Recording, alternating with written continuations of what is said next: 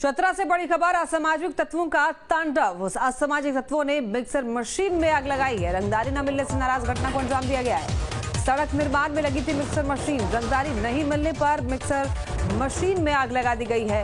मजदूरों को कमरे में बंद करके गाड़ी में आग लगाई गई है। सड़क निर्माण में लगी थी मिक्सर मशीन, डीएमएफटी योजना के तहत बन रही थी सड़क। रंगदारी नहीं मिलने पर मिक्सर मशीन में ही आग लगा दी गई है। मजदूरों को गेट, आपको बता दें कि मजदूरों को कमरे में बंद कर दिया गया और उसके बाद फिर गाड़ी में आग लगाई गई है। सड़क निर्माण में लगी थी मिक्सर मशीन और इसी दौरान आपको बताते चले कि डीएमएफटी योजना के तहत सड़क बन रही थी।